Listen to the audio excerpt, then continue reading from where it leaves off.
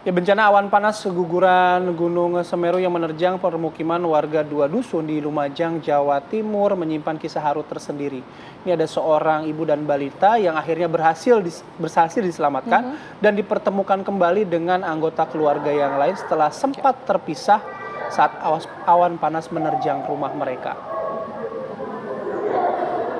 Ya, ini Nur Azizah, salah satu penyintas bencana erupsi Gunung Semeru, akhirnya bisa tersenyum lega setelah berhasil bertemu kembali dengan buah hatinya yang masih berusia 7 bulan. Saat terjadinya awan panas guguran Gunung Semeru menerjang dusunnya, Nur Azizah berusaha untuk tidak menjadi korban erupsi sehingga sempat membuatnya terpisah dengan anak dan anggota keluarga lainnya. Kini Nur Azizah beserta 5 anggota keluarga lainnya, pemirsa, ini berharap segera memperoleh hunian tetap seperti warga lainnya untuk memulai hidup baru, sebab rumah mereka ini sudah tidak bisa dihuni lagi.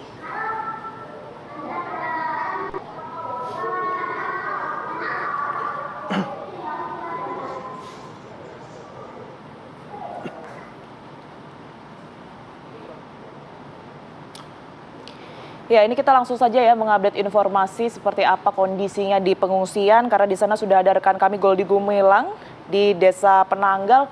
Selamat pagi Goldi, seperti apa kondisi pengungsian pada pagi hari ini?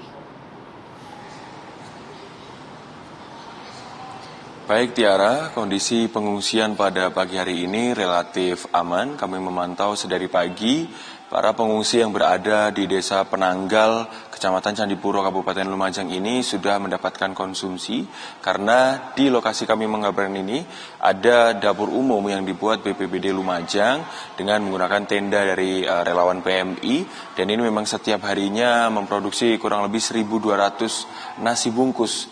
Dan setiap pagi memproduksi 400, siang 400, dan sore 400. Kemudian memang pada pengungsian di Desa Penanggal ini kami mendengarkan beberapa cerita haru terkait dengan penyintas dari erupsi ataupun awan panas guguran Gunung Semeru yang terjadi pada Minggu pagi hingga Minggu siang. Dan saat ini kami akan ajak Tiara, Bayu, dan juga pemirsa untuk berbincang dengan salah satu penyintas erupsi Gunung Semeru dengan Mbak Nur Azizah. Mbak Nur Azizah, gimana kondisinya saat ini dengan keluarga?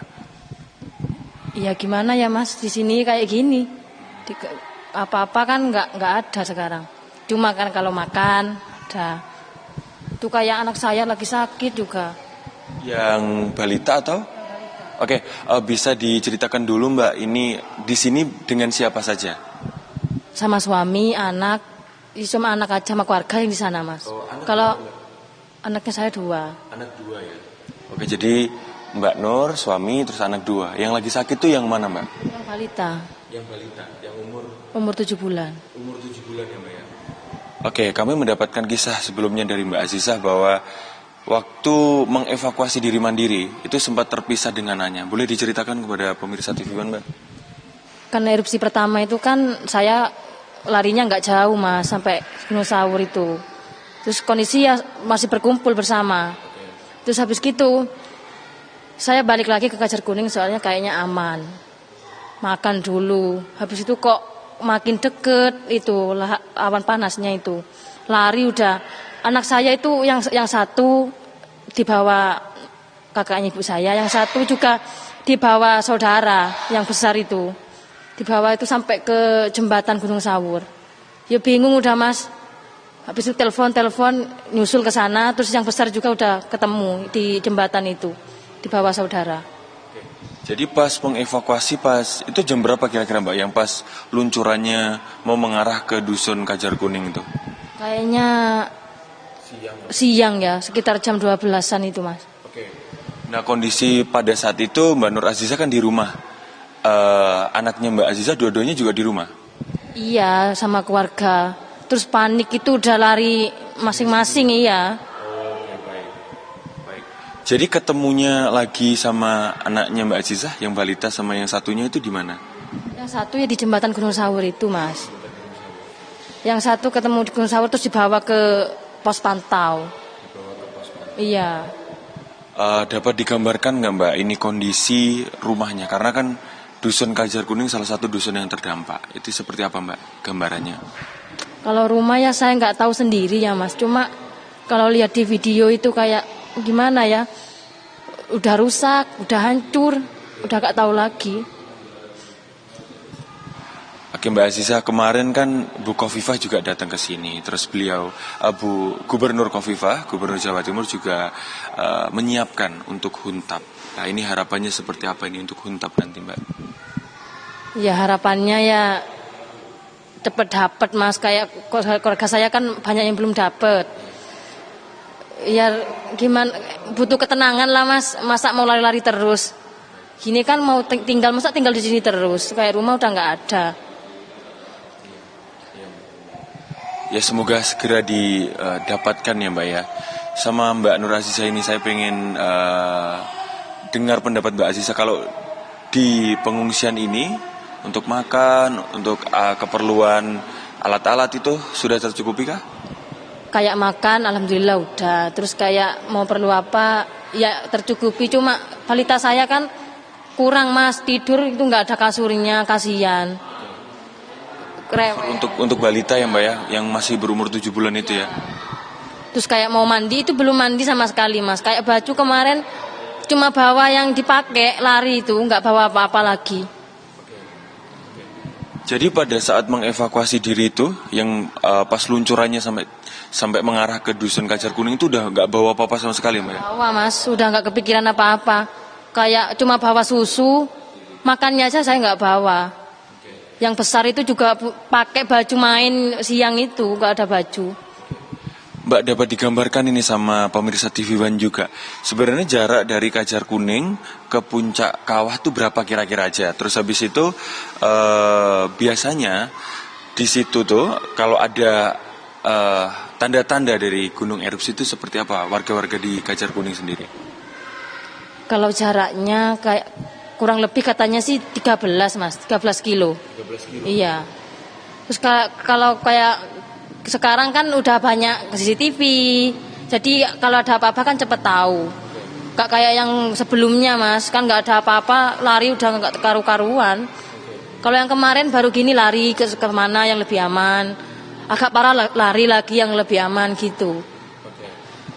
Oh jadi kalau dibandingkan 2021, dulu mengungsi di sini atau di mana Mbak yang 2021? Saya itu bawa nenek sakit Mas, sudah parah sakitnya. Terus saya bawa ke Candipuro, ke rumah orang tuanya suami saya. Iya. Jadi kalau tahun lalu tuh masih bingung, kalau sekarang tuh udah ada. Oke ini pos pengungsiannya di sini gitu teman. Sekarang kan kayak di sini enak, ngapain jauh-jauh gitu kan. Kalau yang dulu ya bingung Mas, mau kemana gitu. Udah bawa orang sakit, masa mau dibawa ke tenda kan nggak mungkin Mas, kasihan. Mbak dapat digambarkan nggak Mbak yang di desa Kajar Kuning tuh sebenarnya berapa rumah sih yang di dekat rumahnya Mbak Nur Aziza? Yang rusak? Iya. Kayaknya yang hilang 1 Mas. Terus yang ketimbun berapa rumah? Ada yang ketimbun total 2. Ada yang ketimbun separuh-separuh. Berapa rumah itu? Kalau rumah saya ya udah gak ada harapan, orang pasirnya itu masuk ke dalam rumah Mas. Dapur di bawah lahar, terus pasir terus masuk semua dalam rumah. Nggak mau ngambil baju balita aja masih berasap, masih panas di dalam. Jadi pada waktu itu sempat mau ngambil baju adik gitu ya yang. Ya soalnya kan nggak ada baju, kasihan mau ngambil peralatan apa. Cuma nggak keburu nengok udah panas di dalam itu. Iya. Mungkin ini terakhir sih Mbak harapannya nanti untuk kedepannya kan ini ya semoga memang ini Gunung Semeru tidak meluncurkan awan panas lagi gitu untuk saat-saat ini. Harapannya seperti apa Mbak Nur Aziza? Harapannya ya udah lebih baik Mas. Masa mau lari-lari terus kan nggak mungkin ya. Harapannya ya pengen lebih baik dari yang sekarang. Kayak sekarang udah nggak punya apa-apa Mas. Jadi bingung mau apa-apa kan bingung. Harapannya ya lebih baik. Kan kalau dapat huntap mungkin lebih tenang, ada pelarian kan Mas, nggak kayak gini. Baik Mbak Nur Aziza, terima kasih atas ceritanya dengan pemirsa TV One. Dan itu tadi Bayu dan juga Tiara, salah satu kisah dari penyintas yang mengungsi di pos pengungsian Balai Desa Penanggal. Dan pada saat ini kami mengabarkan ini memang di masjid yang dibangun dari Satu untuk Indonesia dari donasi pemirsa TV One. Dan di belakang dari masjid ini itu terdapat gedung serbaguna ataupun aula, dan lokasi ini sedari hari Minggu memang digunakan sebagai pos pengungsian dan juga digunakan sebagai pos komando dari jajaran pemerintah Kabupaten Lumajang. Sementara itu, informasi dari pos pengungsian kembali ke rekan-rekan di Jakarta. Baik, Goldi Gumilang mengabarkan langsung dari Desa Penanggal Lumajang, Jawa Timur. Sebelumnya ada Wawan Sugiarto yang juga mengabarkan dari wilayah Lumajang, Jawa Timur. Selamat bertugas kembali, jaga kesehatan.